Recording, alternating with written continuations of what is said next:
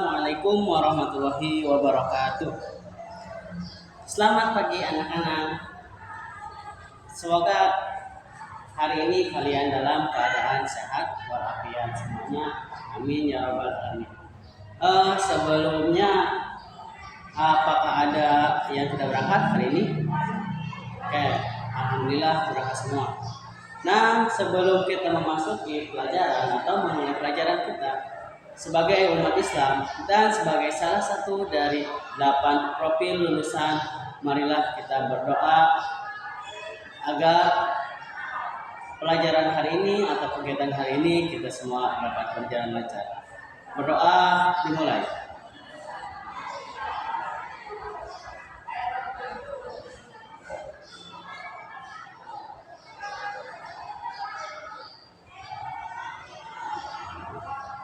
Berdoa selesai. Nah, setelah kita berdoa, semoga apa yang kita harapkan, apa yang kita cita-citakan hari ini dan kedepannya dapat tercapai. Amin. Amin ya. Nah, masih ingat pertemuan sebelumnya, sebagai seorang yang beragama Islam, tentunya kita sudah tahu dengan apa yang namanya Al-Quran. Al-Quran itu adalah wahyu Allah yang diberikan kepada siapa? Ya, kepada Nabi Muhammad SAW dengan perantara malaikat Jibril. Tepatnya pertama kali diturunkan Al-Quran itu pada tanggal 17 bulan Ramadan, atau sering kita sebut dengan yang namanya Nuzulul Quran. Ada banyak sekali keistimewaan daripada Al-Quran. Salah satunya ada yang tahu? Ya, ada lagi. Ya, betul ya. Salah satu keistimewaan Al-Quran adalah apabila kita membaca Al-Quran, maka kita akan mendapatkan pahala dari siapa? Dari Allah Subhanahu wa Ta'ala. Berbeda dengan membaca hal-hal yang lain, misalnya kalian sering membaca SMS, membaca WhatsApp, atau membaca novel, membaca atau menasabah, itu tidak akan mendapatkan pahala. Tapi ketika kita membaca Al-Quran, itu akan mendapat pahala. Nah, membaca Al-Quran itu pahalanya 1 huruf itu 10 pahala. Bayangkan bila kita membaca 5 huruf aja dalam waktu sebentar, maka kita akan mendapat 50 pahala. Apalagi kalau kita membaca beratus-ratus huruf, itu kita akan mendapatkan banyak sekali pahala. Nah, sesuai janji Allah, barang siapa yang membaca Al-Quran atau siapa saja yang diridhoi oleh Allah dengan melakukan kebaikan-kebaikan, maka kita akan masuk surga. Amin ya rabbal alamin. Semoga kita masuk surga. Tapi ada pengecualiannya di dalam membaca Al-Quran. Di dalam membaca Al-Quran itu ada tata cara, tata tertib bagaimana membaca Al-Quran dengan baik. Nah, tata cara membaca Al-Quran dengan baik itu bisa kita pelajari melalui ilmu apa? Ilmu apa yang tahu? Kamu tahu? Ya, jadi betul sekali ya. Bagaimana kita membaca Al-Quran yang baik itu kita bisa dipelajari dengan membaca atau mempelajari ilmu tajwid. Ilmu tajwid itu adalah ilmu yang digunakan untuk membaca Al-Quran dengan baik, baik itu makhrajnya, baik itu hurufnya, baik itu sifat hurufnya, baik itu panjang pendeknya, ataupun di mana kita harus berhenti dan di mana kita harus memulai lagi awal ayat. Nah, yang akan kita bahas pada materi hari ini yaitu kita akan mempelajari salah satu hukum daripada hukum tajwid, yaitu hukum nun, mati, dan tanwin.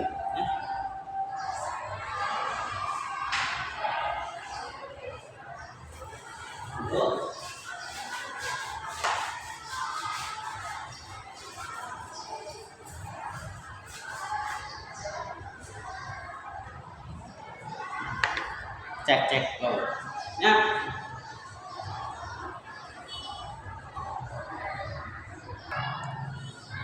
Ya, hukum nun mati dan tanwin. Nun mati itu sepertinya nun dan tanwin. Tanwin itu ada tiga. Ada tanwin fathah. Biasanya tanwin fathah itu berada di atas. Berarti fathahnya ada dua. Kalau tanwin kasroh itu tanwinnya ada di bawah. Biasanya kasrohnya itu ada dua, maka disebut tanwin. Dan kalau ini tanwin domah ada di atas, berarti seperti domah yang dikasih lagi tambahannya. Nah, nun mati dan tanwin itu terbagi menjadi 6 bagian. 6 bagian. Ada yang pertama idgham, yang kedua idgham, yang ketiga iqlab, dan yang keempat ada nisfa. Ada yang pernah mendengar salah satu dari ini? Baiklah, kita lanjutkan tadi ya. Ada hukum nun mati dan tanwin di dalam tajwid itu dibagi menjadi 5 bagian. Yang pertama ada idhar, yang kedua idgham, yang ketiga iqlab, yang keempat ikhfa. Oh, maksud saya gini ya. Bisa ada yang mengatakan ada 4 bagian, ada yang mengatakan 5 bagian. Yang mengatakan 4 berarti isinya ada idhar, idgham, iqlab, ikhfa. Sedangkan yang mengatakan 5 di dalam ilmu tajwid itu berarti ada idhar, idgham, bila guna, idgham biguna, iqlab dan ikhfa. Itu ya. Nah, tentunya apa sih yang dinamakan idhar, apa sih yang dinamakan idgham, iqlab, ikhfa. Maka dari itu marilah kita belajar bersama-sama untuk mempelajari daripada 5 bagian dari nun mati dan tanwin tersebut. Nah, yang pertama ada idhar. Idhar menurut bahasa artinya jelas. Sedangkan menurut istilah idhar itu adalah mengeluarkan setiap huruf dari makhrajnya dengan jelas. Ingat gak? Ulang ya. Idhar menurut bahasa artinya jelas. Sedangkan idhar menurut istilah adalah mengeluarkan setiap bunyi huruf dari makhrajinya dengan jelas. Itu idhar menurut istilah ya. Nah, alasan kenapa bisa di dalam Al-Quran itu kita bisa menyebutkan oh ini idhar ya, ini idgham. Nah, alasan kenapa di dalam Al-Quran ada hukum yang dinamakan bacaan idhar adalah apabila tadi ya, kita itu masih dalam hukum nun mati dan tanwin. Apabila ada nun mati dan tanwin, baik tanwin jabar, tanwin kasroh, tanwin domah, bertemu dengan salah satu huruf idhar, maka cara membaca nun mati dan tanwinnya itu harus jelas ya, harus jelas, tidak boleh dengung, tidak boleh samar ya.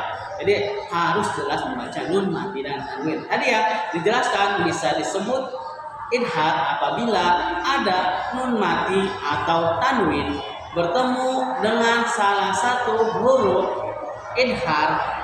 Nah, huruf yang jadi pertanyaan, huruf idhar itu ada berapa? Ada yang tahu? Tahu nggak? Tahu? Ya, betul ya. Huruf idhar itu semuanya ada 6. Huruf idhar ada 6. Tahu hurufnya apa saja? Ini yang pertama ada alif atau hamzah, ha besar, ha, ain, ho, jim ya. Jadi huruf idhar itu semuanya ada 6. Jadi, ada hamzah, ha, ain, ho, jim. Diingat-ingat ya, huruf idhar itu ada 6. Hamzah, ha, ain, ha, kho, jin. Untuk mempermudah kalian menghafal daripada huruf-huruf idhar ini, kita pasang-pasangkan saja ya antara hamzah dengan ha dengan ain, kho dengan jim. Ingat ya. Coba saya tunjuk ya biar hafal kelompok ini hamzah dan ha, barisan ini ha dan ain, barisan ini jim dan kho. Silakan untuk dicoba. Ya, jadi huruf idhar itu ada 6. Ingat hamzah, ha, ain, ha, kho, rin. Ingat diulangi 3 kali lagi ya. Karena apa? Di dalam Al-Quran dijelaskan menurut keterangan para ulama bahwa kesempurnaan sesuai itu adalah diulangi sebanyak 3 kali. Hamzah, ha, ain, ha, kho, jin. Hamzah, ha, ain, ha, kho, jin. Hamzah, ha, ain, ha, kho, jin. Nah, terus di dalam Al-Quran gimana sih cara kita menemukan contoh idhar? Tadi sudah dijelaskan ya, bisa dikatakan idhar apabila ada nun mati atau tanwin bertemu dengan salah satu huruf idhar. Huruf idhar itu ada 6, yaitu hamzah, ha, ain, ha, kho, jim. Ini saya contoh. Sini ada alif, hurufnya alif. Tadi kan awalnya itu ada nun mati. Di sini ada nun mati. Ini nun mati. Kedepannya aman. Ini huruf alif. Ini nun mati. Nah, apabila ada nun mati bertemu dengan huruf idhar, nah alif ini adalah huruf idhar, maka cara membacanya harus jelas. Ini dibaca nun mati itu man amana, harus jelas, tidak boleh man amana atau ma amana, tidak boleh ya, jadi harus jelas nun matinya. Terus yang contoh tadi di sini saya akan contohkan daripada huruf ain ya, ain. Sini saya kasih contoh sami'un, alimun. Contoh yang kedua yaitu adalah tanwin domah bertemu dengan huruf ain. Huruf ain itu adalah termasuk salah satu daripada huruf idhar ya. Di sini ada huruf ini tanwin domahnya, ini ainnya. Jadi tanwin domah bertemu dengan ain, maka membaca tanwin domahnya itu harus jelas, tidak boleh dengung, tidak boleh samad, tidak boleh dimasukkan. Nah, cara membacanya gimana? Sami'un alim. Sami'un, itu harus jelas, tidak boleh sami'um alim, tidak boleh ada tanwin domahnya dimasukkan ke ain. Sami'u alim itu tidak boleh, karena salah. Cara membacanya itu kata tadi harus jelas ya, sami'un alim. Sampai sini paham? Paham ya? Ada yang mau ditanyakan? Kalau tidak ada berarti kita lanjut ke bagian yang kedua, yaitu ada yang namanya idgham. Apa? Coba sebutkan apa? Ada yang namanya idgham, betul sekali. Sama ini pengertian idgham juga ada menurut bahasa, juga ada menurut istilah. Tadi idhar menurut bahasa artinya jelas, menurut istilah yaitu mengeluarkan setiap bunyi huruf, terus dari tempatnya dengan jelas atau tanpa dengung. Sedangkan idgham menurut istilah, menurut bahasa dulu ya, idgham menurut bahasa artinya memasukkan, atau menurut bahasa idgham artinya memasukkan. Sedangkan idgham menurut istilah adalah memasukkan makhraj nun mati dan tanwin. Tanwin itu tadi ada 3, tanwin fathah, tanwin kasrah, tanwin dhamma. Nah, memasukkan makhraj itu ke dalam huruf-huruf idgham. Huruf idgham itu ada berapa? Ada 6. Betul sekali ya. Huruf idgham itu ada 6, sama seperti huruf idhar, jumlahnya ada 6, tapi hurufnya beda. Ada yang tahu huruf idgham apa saja? Boleh, silakan yang bisa untuk mengacungkan jari. Oke, karena ini pertemuan pertama mungkin kalian belum paham. Jadi huruf idgham itu ada 6, yaitu ya, ra, mim, lam, waw, nun. Ingat ya, ada 6. Ya, ra, mim, lam, waw, nun. Kalau biasa di pesantren itu disingkat menjadi atau yarmaluna. Ingat? Yarmaluna. Itu yarmaluna itu terdiri daripada 6 huruf, yaitu iya, ra, mim, lam, waw, nun. Ya, ra, mim, lam, waw, nun. Oke, saya tulis dulu ya. Ya, ra, mim, lam, waw, nun.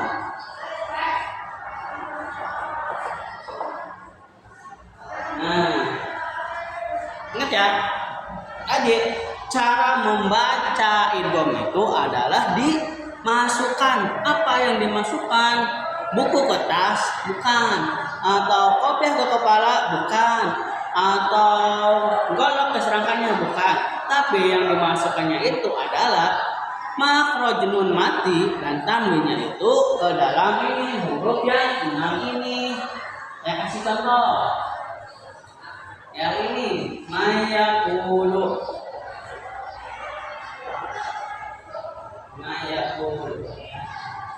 Di sini yang menjadi contohnya itu adalah ini ya, nun mati bertemu dengan huruf ya.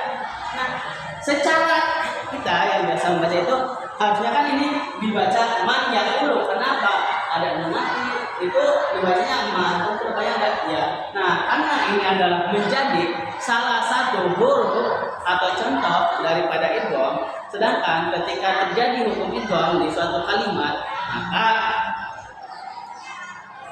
makhrajul matinya itu dan tanwinnya itu harus dimasukkan ke dalam huruf idgham. Betul sekali ya. Di sini yang menjadi begitunya dan nun mati dengan nun tanwin. Nah, nun mati ini walaupun ada, tapi kita anggap tidak ada, sehingga kita membacanya dari mimnya itu langsung ke iya. Jadi mayaqulu.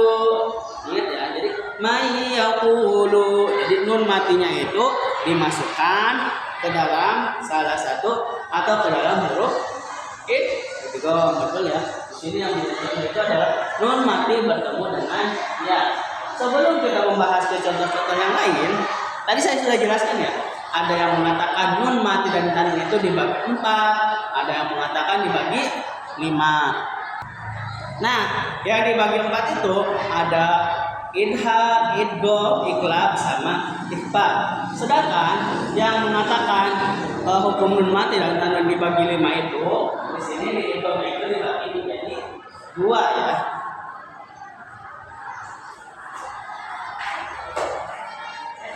Menjadi 2. Ada idgham ibuna, ada idgham bila.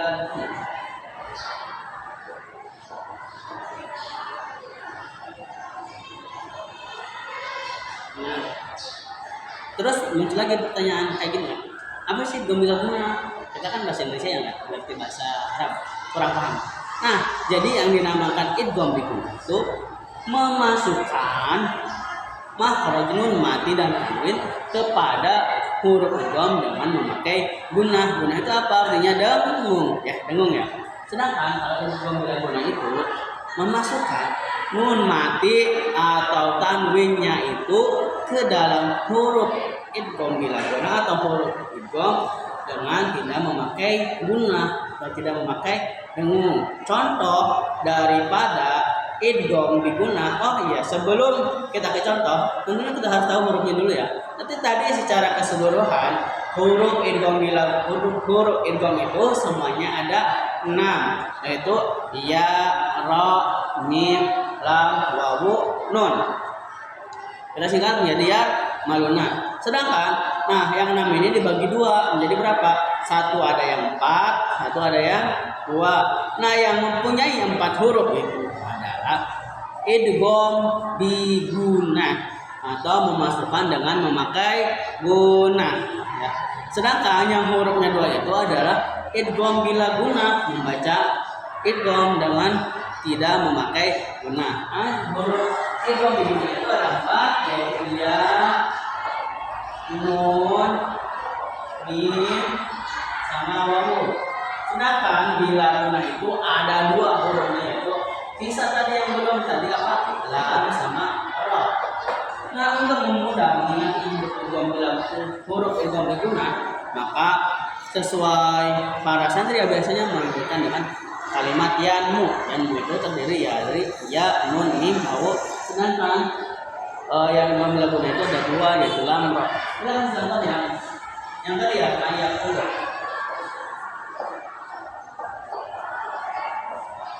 Kata mayakulu ini termasuk daripada contoh idgham bigunnah. Tadi dijelaskan bahwa membaca idgham bigunnah itu dimasukkan dengan dengung.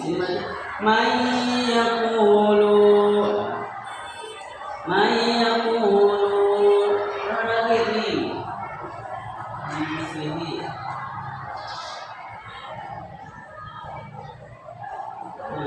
Di sini ada nun. Nanti bertemu dengan huruf mim.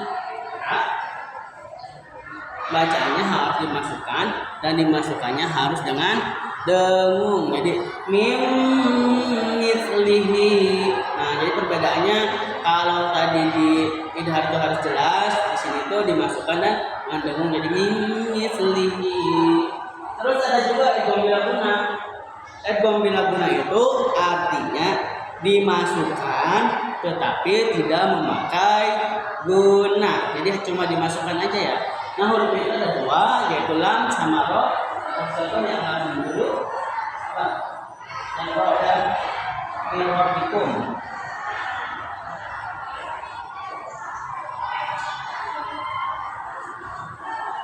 Yang itu nun mati bertemu dengan huruf ra.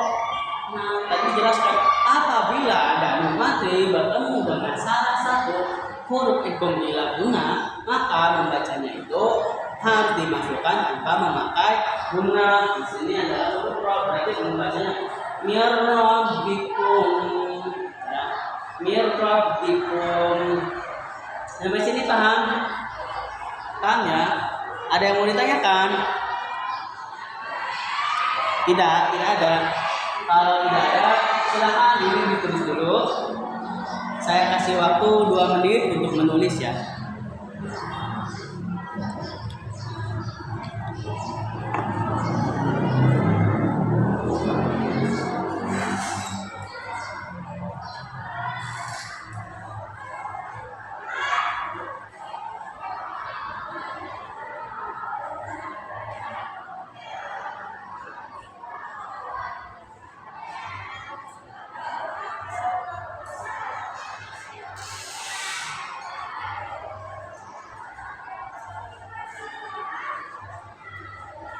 Ya silahkan ditulis ya, walaupun ada di LKS, tapi LKS itu hanya sebagai alat pembantu ya. Kalian itu silahkan untuk menulis. Kenapa? Biar kalian itu rajin menulis, biar tangan kalian itu tidak kaku untuk menulis. 1 menit lagi.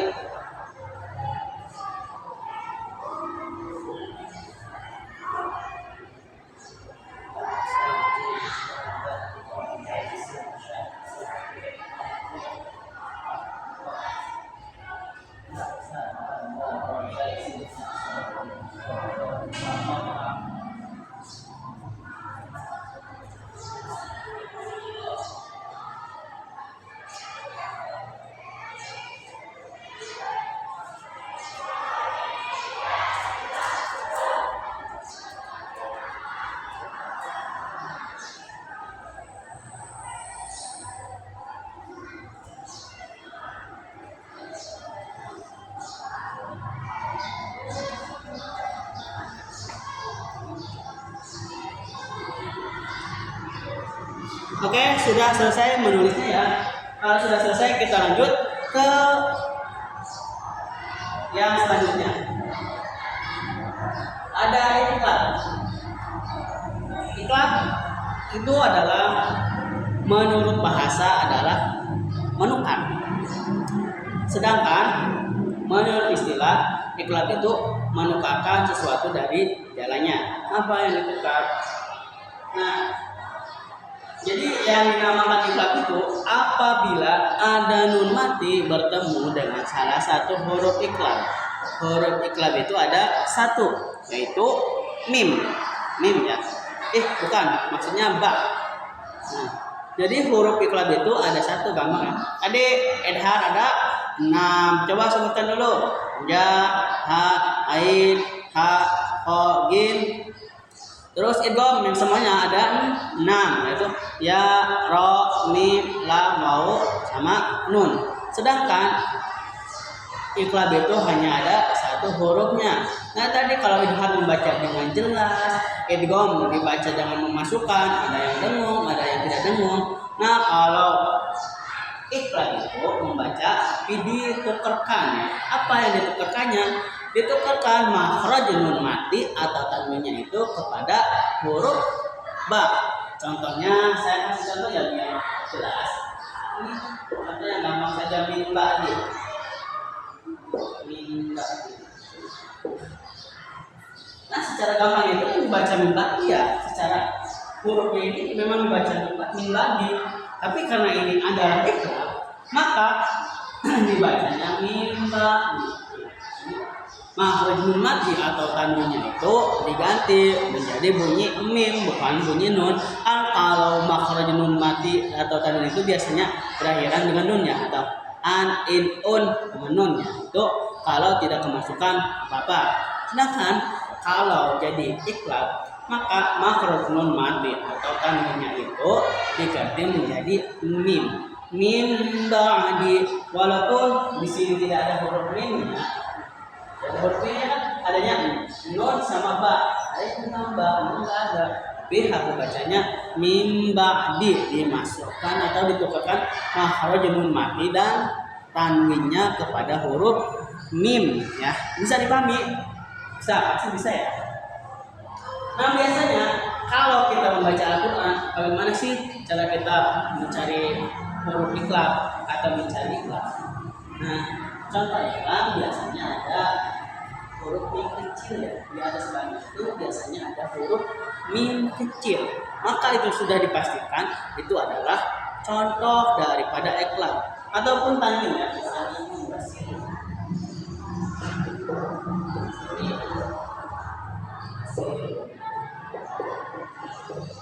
Sami munbasir juga sama, adalah contoh daripada iqlab. Kenapa? Ada tanwin bertemu dengan huruf ba, maka tanwin itu diganti misalnya dari un menjadi basir, jadi sami basir. Yang keempat ada iqfa. Iqfa menurut bahasa artinya samar, sedangkan menurut istilah iqfa itu menyamarkan makhrajul mati dan tanwin ketika bertemu dengan huruf iqfa. Huruf iqfa itu semuanya ada 15. Berarti sisa dari tadi ya, kan huruf hijaiyah itu ada 28, dari 6 idhar, 6 idgham, 1 iqlab. Jadi sisanya itu masuk ke apa huruf? Apa aja hurufnya?